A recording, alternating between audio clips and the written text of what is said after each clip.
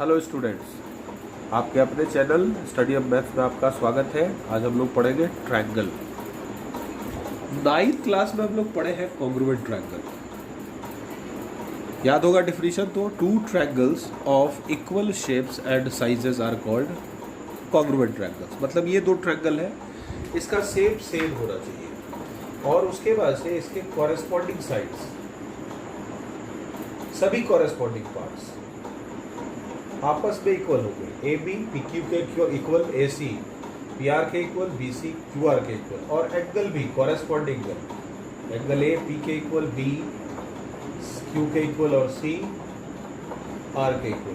तो ऐसे को हम लोग कहते हैं कॉन्ग्रुएंट ट्रायंगल, और इसको हम लोग रिप्रेजेंट करते थे ऐसा, triangle A B C congruent. देखिए इक्वल का साइन है, मतलब कॉरेस्पॉन्डिंग पार्ट्स इक्वल है। Triangle P Q R. हम लोग यहाँ सिमिलर ट्रायंगल पढ़ रहे हैं। यहाँ हम लोग को पढ़ना है similar triangle. Two triangles of same shape but not necessary to have equal size.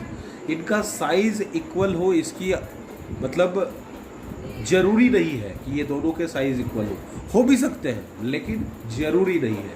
तो यहाँ पे क्या होगा, केवल यही है कि इसके कॉरेस्पॉन्डिंग एंगल्स आपस में इक्वल होंगे। ए पी के इक्वल, बी क्यू के इक्वल और सी आर के इक्वल। और साइड का जो होता है तो वो आगे हम लोग देखेंगे कि साइड किस तरह से आपस में रिलेटेड होते हैं।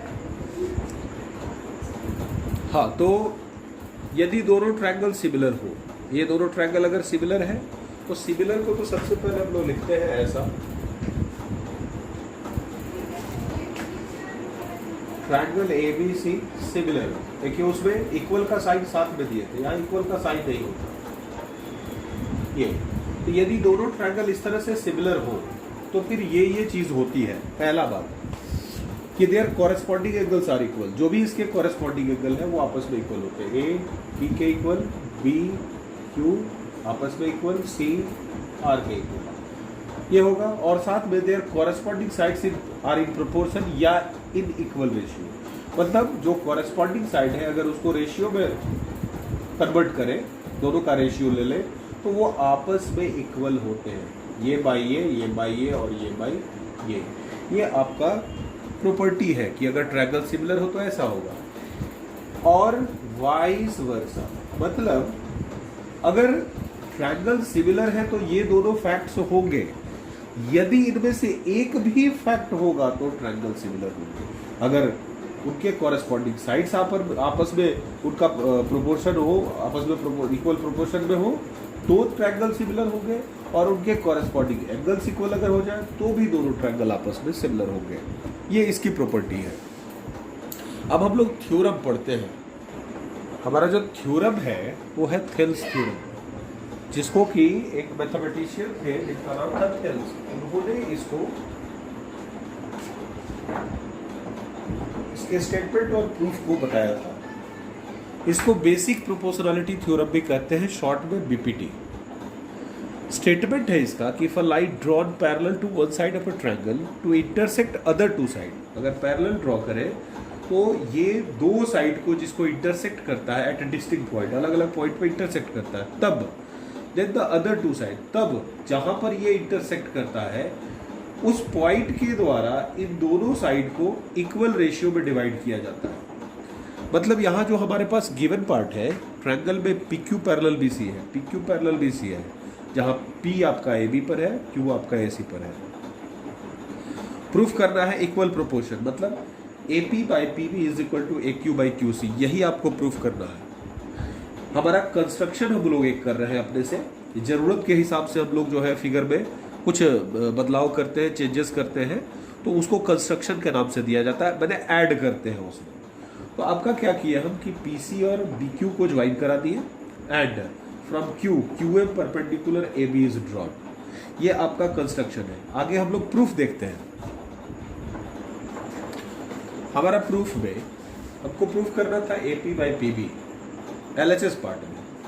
तो AP जो है AP क्यू का एक पार्ट है, और PB जो है वो PQB का पार्ट है। तो हम लोग क्या किए, दोनों का एरिया का रेशियो कर दिए। तो आपका होगा ट्रायंगल का area half into base into height, ये आपका पी है। तो ये होगा हाफ इंटू बेस, तो बेस आपका हुआ जिस पर हम लोग परपेंडिकुलर डालते हैं वो बेस होता है। तो चूंकि ट्रायंगल इतना ही हम ले रहे हैं तो यहाँ एपी बेस होगा और आपका क्यूब हो गया परपेंडिकुलर। फिर उसी तरह से इस ट्रायंगल में ये बेस होगा और परपेंडिकुलर ये होगा, क्यूब कैंसिल हुआ, हाफ कैंसिल हुआ, एपी बाई पी भी आया। इसी तरह से हम दूसरे साइड पी से अगर हम परपेंडिकुलर एसी पे ड्रॉ करें तो similarly we can show that आपका आ जाएगा area of triangle this by area of triangle P Q C is equal to A Q by Q C, एकदम सेम वे। अब क्या है, चूंकि हम लोग थ्योरम में ही दिया हुआ है कि P Q parallel B C है, तो P Q parallel B C है तो ये ट्रायंगल पी क्यू बी और P Q C are on the same base, इसी बेस पर दोनों ट्रायंगल टिका हुआ है और साथ में ये दोनों पैरेलल लाइन है, इसके बीच में लाई करता है। तो हम लोग 9th क्लास में पढ़े हैं कि to triangles of the same base and between same parallels have equal area, इसका मतलब दोनों का एरिया सेम हो गया। अब क्या करते हैं, दोनों के एलएचएस पार्ट को हम लोग इक्वल कराते हैं। जरा देखिए, इसका न्यूमरेटर इक्वल है लेकिन इसका डिनोमिनेटर इक्वल नहीं है, लेकिन यहाँ पर हम लोगों ने इक्वल करा दिया। पीक्यूबी पीक्यूसी दोनों का एरिया सेम हो गया, मतलब ये दोनों पार्ट एलएचएस इक्वल हो गया, तो आपका आरएचएस भी इक्वल होगा, AP by PB is equal to AQ by QC. यही हम लोग को शो करना था। अब हम लोग बीपीटी का यूज पढ़ रहे हैं। क्वेश्चन है कि एक ट्रायंगल है जिसमें P Q parallel B C है और साथ ही ये सारे के सारे पार्ट दिए हुए, ए पी 3 है, पी क्यू पी बी 4 है, ए क्यू नहीं पता आपको फाइंड करना है और क्यू सी जो है आपका 6 है। तो ऑलरेडी दिया हुआ है कि B Q parallel B C, तो B Q parallel B C किसी भी ट्रायंगल में अगर पैरेलल वाला कंडीशन हो जाए तो वहाँ बीपीटी अप्लाई होता है। तो बीपीटी के हिसाब से आपका A P by P B is equal to A Q by Q C. Value को रख दीजिए 3 और 4, ये नहीं पता है, ये 6 होगा, ये डिवाइड मल्टीप्लाई में गया तो 3 बाई 4 इंटू 6 कैंसिल होगा, 9 बाई 2 यानी 4.5। इस तरह से आपका ए क्यू जो है उसका मेजरमेंट 4.5 आता है। एक क्वेश्चन है, हम लोग इसका थेल्स थ्योरम का यूज पढ़ रहे हैं। इन गिवन फिगर, ये फिगर में आपका दिया हुआ है डी एफ पैरेलल ए और डी ई पैरेलल ए सी। आपको प्रूफ करके दिखाना है बी एफ, ये देखिए बी एफ है by F E is equal to B E by E C. हमको केवल यही ध्यान देना है कि पैरेलल कौन सी लाइन है। जब पैरेलल लाइन पता चल जाती है तो हम लोग देखते हैं कि वो कौन से ट्रायंगल का पार्ट है और वही हम लोग ट्रायंगल लेते हैं। जैसे हमारा है डी एफ पैरेलल ए, इसका मतलब हमारा ट्रायंगल हुआ ए बी ई। हम लोग ए बी ही लिए तो डी एफ और ए ई पैरेलल है, तो जब पैरेलल है तो बीपीटी अप्लाई होगा। तो यहाँ से हम लोग हमेशा टॉप से यानी वर्टेक्स से लेते हैं पैरेलल साइड को देखते हुए, तो B D by D A is equal to B F by F E, ये हम लोग का रिजल्ट हुआ बीपीटी से। फिर उसी तरह से इस पूरे ट्रायंगल में हमारे पास डी ई पैरेलल ए सी है, तो फिर यहाँ टॉप से लेंगे B D by D A is equal to B E by E C, यहाँ पे इसे। अब जरा सा देख लीजिए इक्वेशन 1 और 2 के इक्वल पार्ट्स को आप जरा मैच करेंगे तो आप देखिए B D by D A दोनों के एलएचएस पार्ट इक्वल है, तो आरएचएस पार्ट आपस में इक्वल होंगे और यही हम लोग को प्रूफ करना था।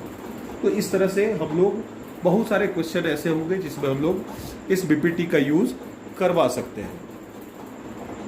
कुछ फैक्ट्स आते हैं बीपीटी से, जैसे ये ट्रायंगल है P Q parallel B C दिया हुआ है, तो हमारा बीपीटी का है ratio A P by P B is equal to A Q by Q C. ये है, दोनों तरफ हम 1 ऐड करा देते हैं।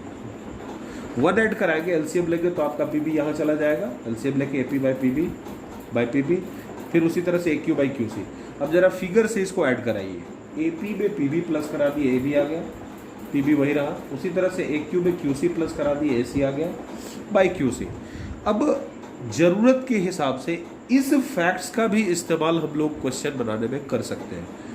इसके बाद एक दूसरा फैक्ट है, सेकंड फैक्ट उसी तरह से सारा कुछ वही हुआ, ये सारा बीपीटी से आया, इसको हम लोग केवल रेसिप्रोकल कर देते हैं। पीबी ऊपर गया, एपी नीचे, इधर भी, फिर दोनों तरफ 1 ऐड कराए। आपका एपी प्लस पीबी, यहाँ से A Q plus Q C, फिर उसी तरह से ऐड कराइए फिगर देखिए, AP plus PB, A B हो गया, A Q plus Q C, A C हो गया। अब आपके पास आपका ये दूसरा फैक्ट हुआ, तो जरूरत के हिसाब से इस फैक्ट्स का भी इस्तेमाल हम लोग कर सकते हैं क्वेश्चन सॉल्व करने में। बस आज के लिए इतना ही, अगले वीडियो में फिर मिलते हैं। धन्यवाद।